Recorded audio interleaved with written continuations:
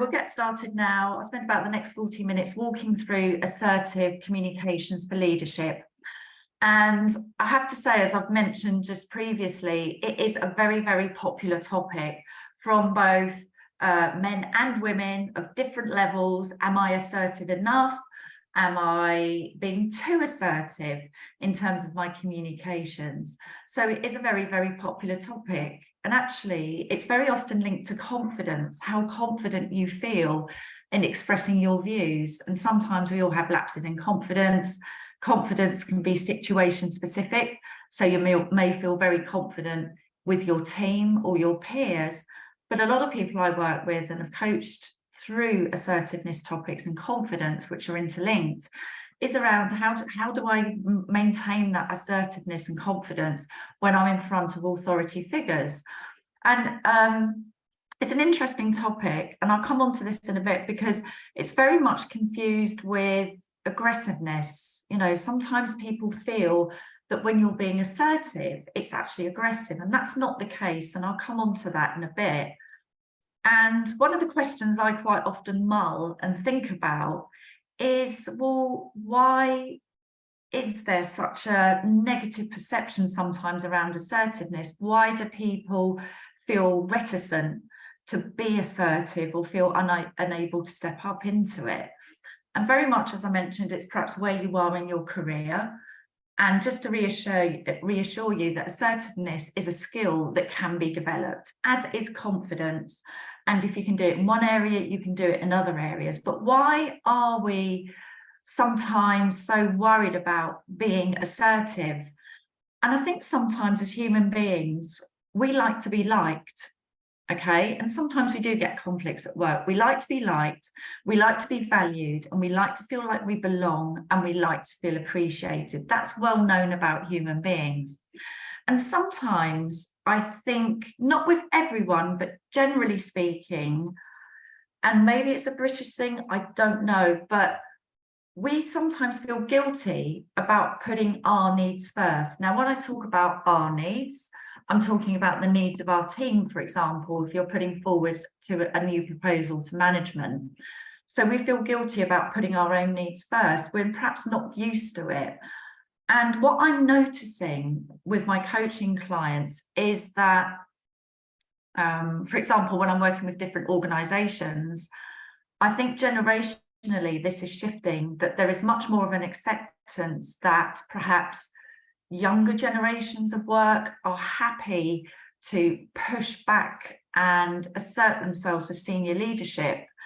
And I think that's possibly due to the way in which we work today, for example, working remotely, hybridly, in a digital online fashion, where you have organisations that are very much working in project work streams. For large organisations, working in work streams across departments in a matrix fashion. Sometimes you have to influence people that are perhaps your senior, but perhaps your peers in other functions. And assertiveness really plays into that. So remember, we mustn't confuse it with aggression. That's something very different. But younger generations seem much more willing to do that and to push back and ask questions of leadership. And actually, when you look at conscious leadership, which is about how we operate as a company together, how we operate as a team together, we, not me, that's assertiveness is a very healthy trait to have. And what I'm seeing as well, and what I've organised for some companies, is reverse mentoring. So reverse mentoring a team leader, reverse mentoring a leader, and becoming allies together in how we take the business forward. Because if we embrace the views and opinions of other people and their pushbacks, then that tends to lead to more business success and more innovation and the opportunity to spot talent of the future. So it's really multifaceted, I think. And as I say, I think previously it was very much a leadership method of I tell you what to do and you do it. And believe you me, that still exists in certain places. But we can't have a one-size-fits-all culture. And I have noticed organisations and teams now starting to understand, actually, I need to allow all generations in the workplace to have a voice, to have a say. And that's where assertiveness really does come into play. So let me go on to the next slide. Just bear with me a minute because it sometimes jumps forward. There we go, bottom. There we go, a bit of a delay there. So I've got a background in pharmaceuticals, so sometimes for those of you that are in that industry, I think we love a statistic, we love a number, and I'm sorry I didn't put the reference on here, but anyway, I'd like to start off with some figures about, well, what is the general state of the nation or nations in terms of assertiveness? Where are we with assertiveness? How big is this problem? Because as I mentioned, it comes up time and again with my clients. It's a really popular topic and something that people just don't feel comfortable with. As I mentioned, that guilt of putting myself forward, pushing forward, that's not the same in all cultures. And I'll share a couple of examples of how I've coached people through it. So as we can see here, about 1 in 5 people, which isn't a huge amount of people in this survey, said that they've always been assertive, so they don't feel they need to be more assertive. So that's about 19%, so not a huge number. And over half of those people surveyed said that they've missed work opportunities by not being assertive enough. And I'll come on to why that is, what that looks like, the impact it can have on your career and your team. So over half of people saying that they've missed opportunities. 4 in 5, 79% of young people under 35 say they've also missed out on work opportunities by not being assertive enough. And 57% of people say that they've naturally become more assertive with age. So perhaps with that experience, particularly if you're working with an organisation, it's a skill that you learn. Perhaps sometimes we can watch role models and see how they behave, how they influence leadership. And sometimes we can learn by observing other people as we go through our careers and go through life. And 43% of people have said that they've had to learn to be more assertive. And actually 48% of people find it more difficult to be assertive over Zoom and Teams. And maybe that's because we don't have that in-person human contact. So sometimes perhaps some of the nuances of behaviour can be missed a little bit. And what I've noticed on Zoom and Teams throughout my career, as this has become more popular, is that you have to be really cued into people's body language, have to observe their behaviour, how they communicate, because sometimes I think because we're not in person in a room, people's behaviours can be a little bit more exaggerated on Zoom and Teams. So perhaps that pushes people back from being able to express themselves. So as I say, it's quite a varied picture there. But again, I've been working with a client lately who came to me to say, well, look, I'm being told I'm too nice at work and that's holding me back. So I said, okay, what I want you to do is go back and ask for proper feedback. What does too nice mean? What were those specific situations? Because otherwise what you're doing is commenting on the person rather than the specific way that it shows up in their role. And actually it transpired, having worked with her over just the first couple of sessions, I could see that she is assertive, but she has her own way of being assertive. And being assertive doesn't always mean being the loudest person in the room, the person in the room that has the last word. I don't know about you. Have you been in those meetings where there's somebody that always has to make the last point when everybody's trying to leave the meeting and there's no need for it? And I'll come on to what aggressive and assertive and passive looks like in a bit. But, you know, she had that feedback. Oh, I've been told I'm too nice. Well, that's not very helpful feedback because that doesn't help her in her role. So we got the specific feedback. And it was actually more about setting boundaries and not taking on too much work. And yes, that's related to assertiveness and the close ally of confidence. But having watched her, and I use psychometric profiling tools, some of you may know Insights, I use DISC, which is very, very similar. We went through her style and were able to very quickly establish and build her confidence, as in you have got that assertiveness. And actually it's very powerful because it's not an assertiveness based on volume or based on how much you speak. That in fact, because you're more introvert, when you speak, the way that you communicate is very clear.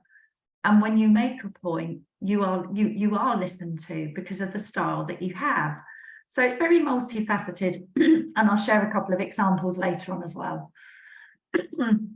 Now then, I don't know if any of this sounds familiar, that assertiveness can feel like these various issues, and it can lead to issues at work. And actually, anything you learn here, you can probably apply in your personal life as well. So much of what I teach really helps people both in their professional life and their personal life. But sometimes, if we lack assertiveness, then perhaps we feel like we don't have a voice, or somebody makes a point and you might be sitting there thinking, I was going to make that point, I knew that already, and perhaps you lack the assertiveness or confidence to make that point.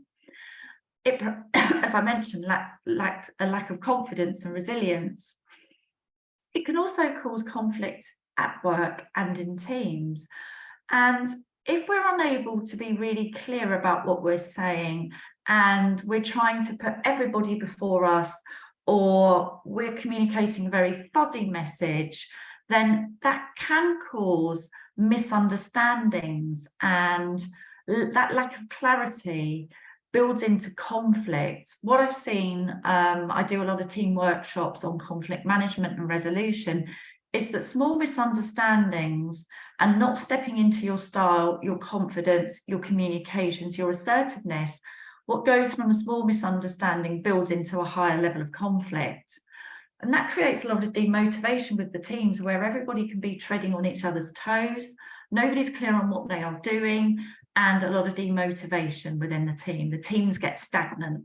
So assertiveness really serves you well in terms of motivating your team, reducing the levels of conflict that you may have. It may also feel as though, well, do you know what, things just aren't going my way. We might start to get into a bit of a victim mindset where we feel disempowered and not understand, well, my career's not going my way. I'm not getting what I need from my team, although I'm doing my very best to engage my team and communicate with them. And it also can lead to mistrust and uncertainty, because if you're unsure of what you're saying, then other people can feel very unsure. They can read that from you. Don't get me wrong, we all have times. We have good days, we have bad days. But if you're leading a team and part of a team, being very clear about the objectives, being very clear about what your role is, being very clear in the agreements with other people about what their roles are and coming to that agreement. And even in conflict, being assertive is an asset, because if a conflict is built up, we want to be able to have that confidence and assertiveness to not let it fester, to let it boil and stagnate our career, our progression, our team. What we need to be able to do is sit down and say, do you know what, Fred? I can sense we've had a disagreement. I'd like to talk to you about that. And it's as simple as that. And what I've also found in situations is that people shy away from that, shy away from assertiveness. So it does build that mistrust, it builds that uncertainty and conflict, and really sort of endangers relationships at work. Whereas very often, when we can be assertive and clear and succinct about what we're saying, it actually helps to resolve conflicts. And it's not about being bullish, it's not about being rude. It can be as simple as, I'd like to take some time to sit down and come to an agreement about what happened in that meeting, about the disagreement that we had. Let's work through this. There's nothing rude or aggressive about that. It's adult to adult communication. And all of this leads to poor decision making, either from yourself, by others, by your team. And actually it can build up into quite a bit of stress. So the webinar today will help you grow as a leader. I'm going to share with you some tips. I'm going to do my best to answer your questions, build your confidence, your voice, your influence, and inspire and motivate your teams. That's for you individually, or if you've got a team that's probably, malfunctioning, there's a bit of conflict there, or you feel that it needs a bit of a stronger, assertive leadership style. And this does not mean not being who you are. Some of us, for example, introversion, extroversion, we're all on a scale. And some days we're more extroverted or introverted, depending on our preferences. And every day is different sometimes, depending on what's going on in the business. But when I work with people, because I do the psychometric profiling, like with the example I shared earlier, I help that individual to become much more recognized as being assertive by bringing out her style. Because what I don't want you to do is to be inauthentic, to pretend to be somebody that you're not, because people on some level become aware of that. Even if we make changes authentically, people can sense, oh, hang on a minute, no, that person's changed, they're doing things differently. So I always recommend introducing changes to behaviours slowly so people don't get overwhelmed. But what I want you to be is authentic. So if you have got insights profiles, have a look at them, look at your style and what you do under stress, because that's probably when your assertiveness steps back. Or if you have other psychometric tools, or for example, I use DISC, that really gives a really good snapshot of what happens under pressure. But every style has the ability to be authentic. And I want you to be true to who you are as a person, because that is also going to help you to enjoy your career more, to have that more professional and personal development. When I was working at a large pharmaceutical company, I worked with a leader who was very, very, very introvert, very analytical, which was a very different style to mine. And I wasn't sure how I was going to get on with this leader, but actually he was one of the best leaders I ever had, a very different style. But when he said something, people listened because of the way that he delivered his message. It's about how you do it, how you say it, rather than who you are. So that's somebody that I really respected and looked up to, because he was different to me and he wasn't being the loudest in the room. And he was a good listener. And I'll come on to that in a bit. So let's look at what assertiveness is and what assertiveness is not. So what I don't want you to do is confuse assertiveness with aggression, bullying, as something bad. Assertiveness is not bad. It's actually a sign of healthy self-esteem, of being able to set boundaries, of managing your time, managing relationships, managing upwards, working in cross-functional teams, running your own business, going into a career interview, going into perhaps a situation where you're resolving conflict. And it's not always about winning. It's not about I win, you lose. It's about coming to a win-win situation very often, or at least thinking about, well, hang on, how can I, in a professional way, challenge leadership whilst thinking about what's in the best interests of the department, the business, the team, what's the risk benefit of this challenge that I'm making? So put it into that context. It's not about winning every argument. What it is about is empowering yourself, building your confidence and leading by example. Now, you don't have to be leading a team to do this. You might be working cross-functionally. Leadership to me is a mindset. It's about how you do things rather than your job title. And it really is a career enabler. It's a key communication skill, personally and professionally. It's a great team motivator. And I think it really is a critical life skill. Sometimes we do enter situations that we weren't expecting to get into. Sometimes you might find yourself in a situation of conflict, and it's perfectly acceptable to say, well, actually, what I'd like to do is have this meeting at a different time when I've had time to think about what we need to discuss. And that's fine. It's absolutely fine to say that. And assertiveness is balanced. One of the points I make later is about reading the room, whether that's a Teams room, a Zoom room, read the room. Sometimes there are times to be assertive and push back, and sometimes you need to read the room and think, perhaps this isn't the time to do it. I need to do it in a different forum. So it's not about winning, it's coming to a win-win. So just a bit of quick history about my career, and I know some of you on here I know and I've worked with previously. So I've been coaching for a number of years. My background is in patient advocacy, communications, public relations. I was at the board level by the time I was 30, which was great. I was very ambitious when I was younger.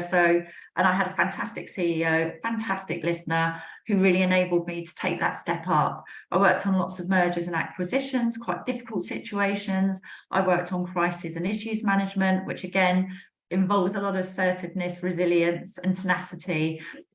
These are some of the organisations that I've worked for, and I'm now working in coaching. I work for the Healthcare Businesswomen's Association. I'm an ambassador coach for them, and I work with men, women. I work with teams, and I work with organisations that maybe need to achieve team goals or do something differently. And throughout my career, I feel that assertiveness came to me naturally, perhaps because of some of the industries I was working in. I was working in logistics and supply chain, a very low margin industry, very fast moving. Again, had a couple of fantastic CEOs I was working for whose attitude was very much about, it's about customers, you know, internal customers, external customers. It's not about getting tangled up in conflict. We resolve things and move on. And I think it was an inherent trait. I came from a big family, and you had to be quite resilient and tenacious to get your voice heard. So that was something that I experienced from a very young age, and my parents encouraged us to express our views. On the flip side, for example, I worked with a few people in the HR function who found it really difficult when they were promoted to bring that assertiveness with them. And some of that was to do with their family setup. So they've been in a family where opinions were suppressed, or they came from a large family where they couldn't get heard. And I've had to specifically teach them how to become more assertive and plan for meetings, think about the difficult questions they're going to be asked so they can make their points very assertively as they've stepped up through the rungs. I mentioned the lady earlier that has a more introvert style, but was able to be much more assertive. And again, I've worked with a large tech company where I've worked with some of their team members around, as they're stepping through their career, how to really push back and be assertive in a relevant way with senior leadership when they know that there's a better solution to doing something. And very often people feel quite nervous of that when it's their first time of doing it. But it's like any skill, the more you practice it, the better you get. It takes time, like anything. So I have done a lot of work in this arena, as mentioned. I found this quite an interesting chart. If you look here, it goes into your interpersonal assertiveness and actually where the best leadership comes forward. And what we can see is that as the assertiveness goes down, it's related to effectiveness. So there's quite a number of studies on this. So there's a lot of data there and a lot of graphs looking at assertiveness, and where assertiveness and effective leadership really cross over to make you a much more effective leader. So I just, excuse me, just have a sip of water. I found that a really interesting graph. Bear with me. So as you can see, there's a correlation there between effective leadership and assertiveness. Now, this is something that I talk about before in previous webinars, for example. I talk about above the line leadership and below the line leadership. And this comes from a school of thought that is known as conscious leadership. And conscious leadership really means that as an organisation, we're thinking about all of our stakeholders. We want to be very aware of the impact that we're having on society, on our employees, on the environment. So it's conscious capitalism, or creating a conscious culture. And part of that is conscious leadership. And it's really thinking about, okay, so how do we think of we, not me? And this is becoming much more popular as a school of thought in leadership. It comes from transformative leadership, authentic leadership, and it's now built into conscious leadership. And what we have here is above the line leadership and below the line leadership. And above the line leadership, and again, as I mentioned, I feel that leadership is more than a job title. It's a mindset about how you approach things in life, be that personally or professionally. We have above the line leadership, which is about being open, about being curious, about being committed to learning. And then we have below the line leadership, where we might be closed off, we might be defensive and committed to being right. So I always like to introduce this into my webinars, because it's a really good exercise to have a look at this throughout the day, maybe plot a line and think about, okay, am I being above the line? Is my mindset open to feedback? Is my mindset open to be the best team player that I can be? Is my mindset open to learning and growing and developing? Or am I a bit closed off because I've heard something I don't like? Or I haven't explored the feedback that I've had? Or I'm holding myself back? And I think this is something you could quite nicely adapt as a temperature check throughout the day, to think about, Am I being assertive? How assertive am I being? And remember what I said about listening and reading the room. Read the room, because sometimes, I don't know about you, I've been in meetings where I have a why brain. I like to think about why I'm doing things, and some of you may feel the same. And sometimes it's just not the right time to assert yourself. So read the room. But if you feel you have something valuable to share, then share it. Sometimes the best way is just to jump in and do it, because very often we're worrying about what other people think about us. And just to let you know, other people aren't really always thinking that much about us. Very often we're thinking about ourselves and what we're doing. So I would just let go of that need to control or manage what other people think about us, and just try it.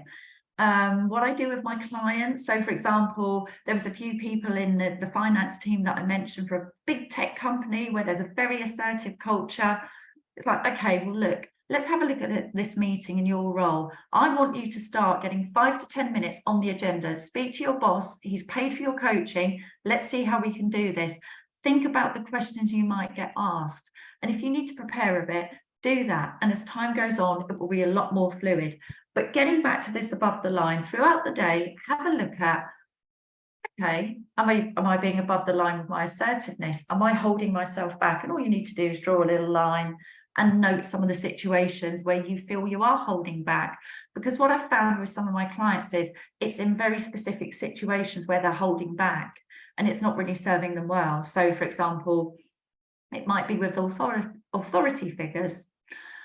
I've also worked with a pharmaceutical company in the Middle East, and I've worked with quite a number of their team, and there is a very assertive culture in that particular organisation, which for some people feels quite healthy, for other people feels quite daunting. So sometimes I've had to help them adjust their assertiveness to say, okay, in these situations, let's look at the different situations you're in and the reactions you're getting and compare that to your natural style. Okay, right, so in this situation, yes, assertiveness might be a good way to proceed. But in this situation, it might be best to just sit back a bit and listen. For example, if it's an issue with a team member, just telling them what to do might not be the solution. The solution there might be listening and summarizing what you've heard and said. So it can work the other way. So it does work both ways, and I have coached people on that. What we've got here is what is called the assertiveness scale. So if you remember, I talked about being aggressive, and we've obviously got that very unhappy face there. The aggressive, which is all about I win, you lose, and people talking over you. And by the way, if people do talk over you, it's perfectly fine to, I've had to do that in my career, have a conversation with someone and after the meeting, not in front of everyone necessarily, and say, look, can we have a conversation, because I noticed that you talked over me and actually I felt like this. And what you want to be doing in resolving those situations is coming from the I position, that I felt like this, it came across this way. If we start to say, you did this, you did that, we're veering into aggressiveness, and it feels like a big finger sort of pointing and jabbing at us. So we want to remove ourselves from that aggressive situation. Of course, we can all be triggered, frustrated, annoyed. That's normal. We're human beings. That line exercise will help you again identify when you feel that way.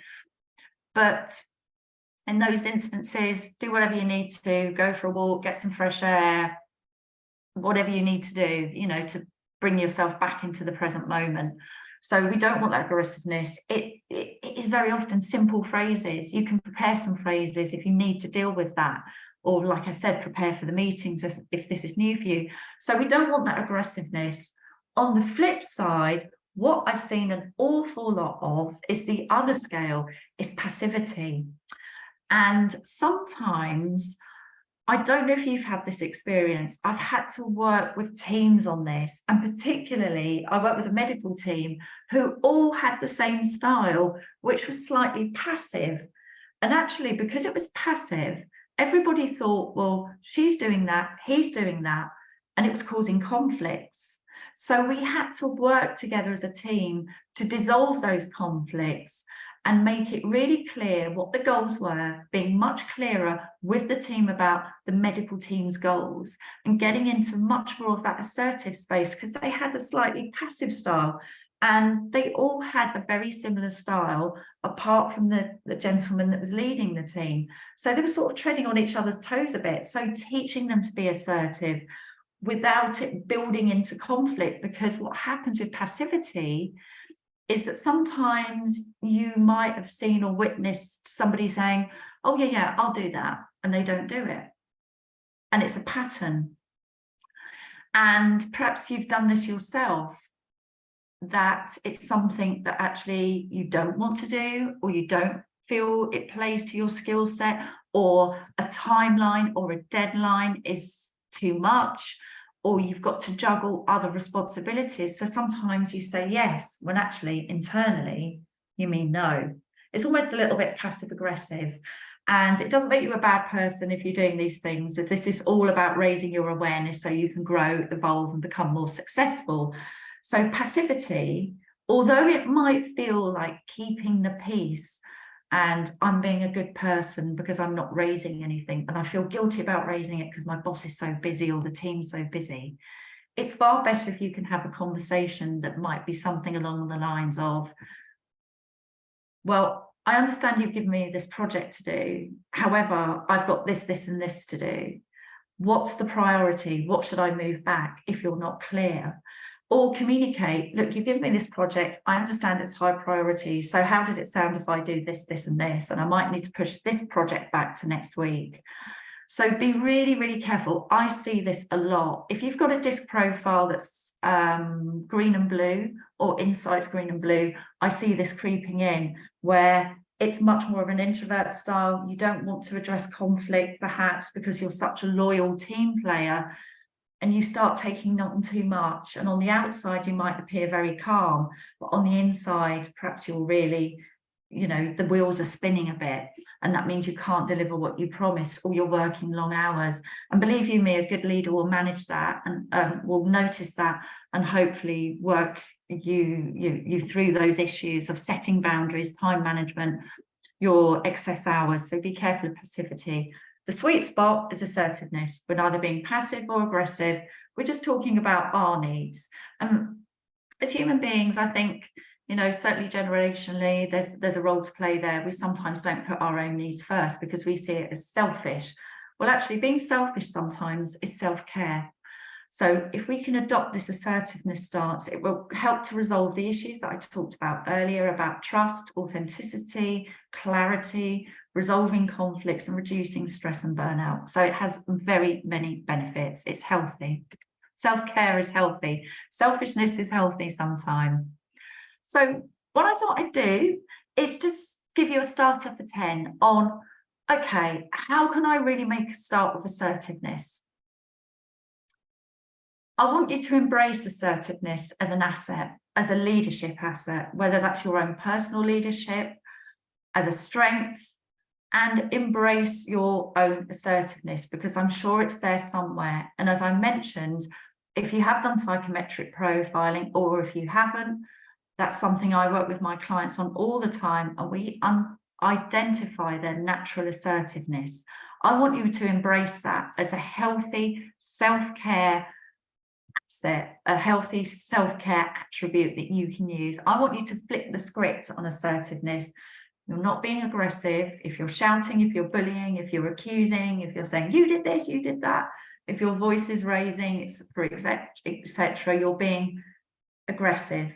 If you're saying yes when you mean no, you're being assertive. And neither of those are healthy behaviors, either personally or professionally. I want you to embrace it. I want you to recognize your strengths. So often when I'm coaching people, one of the first things we look at, strengths. I like to start with what's right with people rather than what's wrong. Okay, what are your strengths? Because if you play to your strengths, you'll be in the right job, the right career, and it will flow. If you're in the wrong place, the wrong culture, believe you me, I've tried it in my career and it doesn't work. You'll be less successful because we're not playing to our strengths. I want you to recognize your strengths. And even if it's like, do you know what, this week, what went really well? What strengths did I use?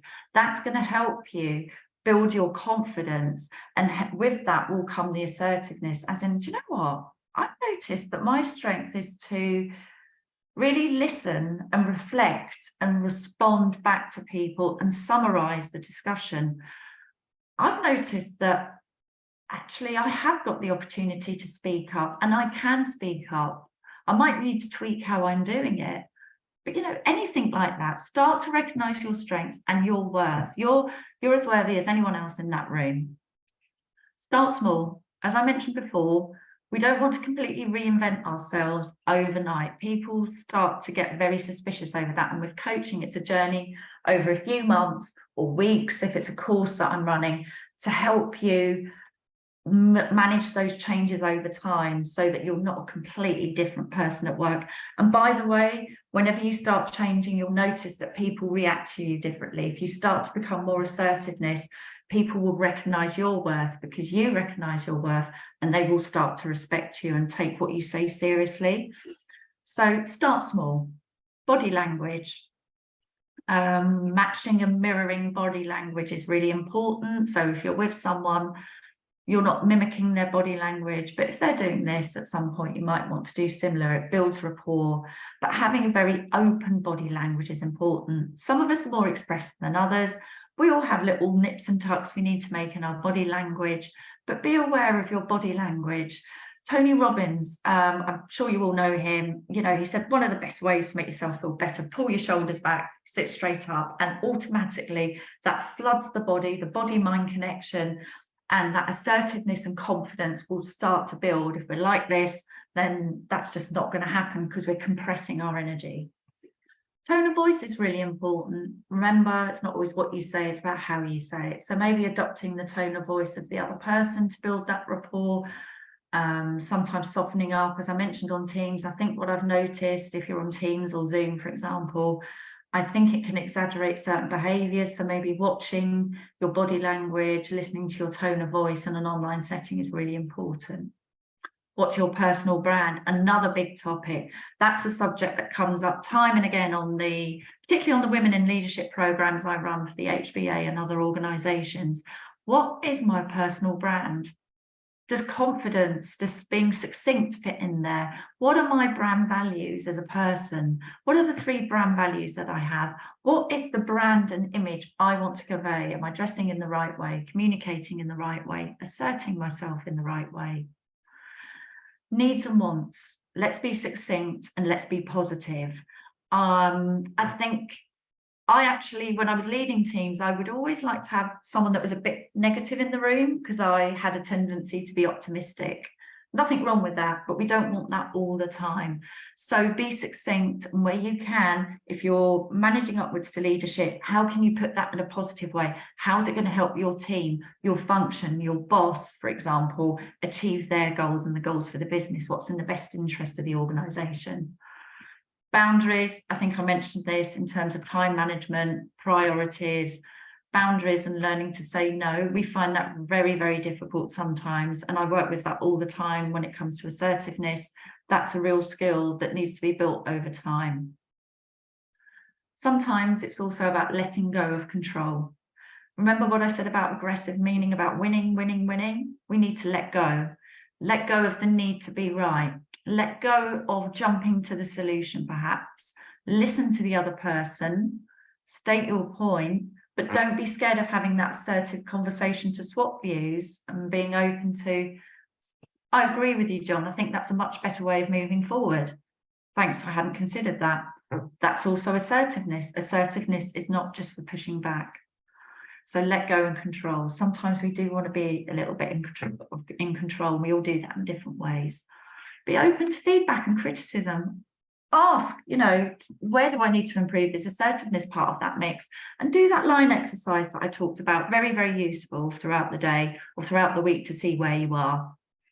DISC, as I mentioned, insights, whatever you're using, have a look at your profiles. If you haven't had one done before, then I do a leadership profile, which compares your leadership style to the most successful leaders in the world based on years and years and years of research about what makes a successful leader, what makes a successful leader today. So if you haven't had something like that done, I can't recommend it highly enough. It helped me in my career. It helps my clients. I was doing this week with somebody, and we were looking at it, and she couldn't believe it. Oh my goodness, that's why I do that. That's why I hold back. That's why I don't do this. So absolutely fantastic data you can have a look at and keep reading to remind yourself. One of the key areas of assertiveness is listening. Listening, that's also an assertive behaviour and a sign of confidence. The need not to jump in. I mean, sometimes on Zoom and Teams, it can all, you know, some companies have and cultures have it where you raise your hand to ask a question, but sometimes that gets a bit messy. That's fair enough, that can happen. But as well as reading the room, listen, respond. If you feel you're doing something quite quickly and you haven't thought about it, you're reacting from your gut. Now, what we want to do is take that breath, take that time to listen to our intuition, that inner wisdom, that inner knowledge. The more that you do that, the more confident you'll be in your responses. Sit back and respond, don't react. I'm sure we've all had situations where we've jumped in, been defensive, and that hasn't worked out. And by the way, when you become more assertive and when you work with assertive people can feel a little bit uncomfortable about that. And we have to watch we're not tripping into defensiveness. Defensiveness is just throwing back what somebody said to us, reacting without taking that moment to reflect and come back with a very assertive statement or a very assertive suggestion. It doesn't have to be a statement about what you want. It's about, well, maybe we can do it this way. What do you think? That's still assertive. And I think people sometimes aren't used to that. So sometimes people will sort of wince and struggle with it. But over time, I'm sure they get to know who you are. And that's where reacting and responding and not reacting is really, really important. So just to finish off, a couple of bits of news. I can see there's possibly some questions in the chat. I've got an assertiveness course that I run. It's quite fast tracked. There's a more advanced course. I'll be sending out details about that afterwards, where if you feel this is an area that's missing for you and it's holding you back, then please get in touch. My email address is there. And it's a very fast track course designed to help you build your assertiveness. It's going to help you with your career and personally. I'm also building up 2 new monthly masterminds. If you're a woman in leadership and you want to grow your leadership in a safe community, an exclusive community with all the assets and information you can see below, that's something I'm leading now. And I do that with different associations already, specifically around some of the challenges that women have in leadership. But also, if you're a leader that wants to be more conscious, more self-aware, more in tune with yourself, and therefore by doing that in tune with your team and your leadership, then aspiring conscious leadership might be for you. I know that when I coach people on conscious leadership, I've been working with the health and safety team in a very fast-paced environment. We've been working on conscious leadership to really deal with the crises and the issues they have to deal with, as you might imagine, in that industry.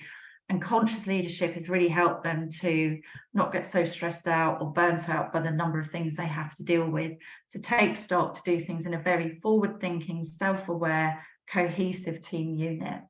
So, as I said, I'll be sending out information on the assertiveness course. If that's something you'd like to undertake, then let me know. As I say, it's something that we can do in a matter of weeks to help you build and get that fast start into assertiveness. And my contact details are here. Let me just check and see if there's anything in the chat. When you contextualize it, it does imply trust in the relationship, cultural differences. Let's have a look. Let me just scroll down. Both start with an A, but assertiveness is not being an A. Yes, Extine, I totally agree with you there. And conscious leadership is exactly the same. It's about not being that word that you wrote in the chat. In the Netherlands, that's great context. I'm certainly familiar with that, having worked in EMEA-based organisations. Self-confidence part of the parcel, yes. And I think actually what we can do, that's a great point. When we work across cultures, we can learn from different cultures, and we need to understand different cultures, because what might seem blunt to us actually isn't. It's a healthy dose of assertiveness and self-confidence, which stops sort of wasting time. If you don't yeah, seem disengaged and aloof. Yes, I would agree with that. I've been told I lack confidence without any context. I think somebody here's written about lack of confidence doesn't help without any context. I think absolutely you need to know the specific feedback, because otherwise it becomes about your personality, and that's not helping and that's not relevant feedback. What I'd like you to do is ask, could you give me an example of where I'm not being confident, or where you perceive I lack confidence? And by all means, get in touch with me. Let's hop on Zoom and have a chat about that if you get that more feedback. I would feel like I felt like this might come across as a weakness. Has anyone heard? I think depending on the culture, I think in this day and age of conscious leadership, it's okay, I felt like this, or my perception was this, or I thought like this, whatever works for you. There's a number of different phrases. I think it's about how you say things as well, makes a really important. Be conscious. Yeah, I would contextualize it. Yes, when you say X, it makes me feel like Y. Yes, 100%. That's a great technique. I was going to cite an example there from relationship dynamics, cultural differences. Yes, in times of conflict and disagreement, how can assertive leaders ensure that they're certain? Yeah. Yeah, I think there was a question there about confrontational, being overconfident. I think if you feel like you're reacting and doing things very quickly, like bang, and you've not even thought about it, you probably might be being confrontational. But I would say if you are able to state your points succinctly, and if there is a conflict, I actually don't like the word conflict. We need to say communications, because it's all about communications. I'd like to understand if you feel that you're coming across as rude. If you could email me and send me some examples of that, then I'm happy to pick that up offline with you.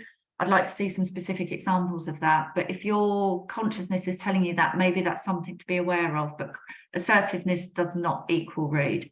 So I think I've addressed some of the points there. Feel free to follow up afterwards. It's been a real pleasure presenting this to you today. And as I mentioned, let me know if you'd like to attend the leadership course, assertiveness leadership course. That's for individuals. And I'll send around the recording after the webinar. Thanks again for joining, and have a great rest of the day. Thank you. Bye.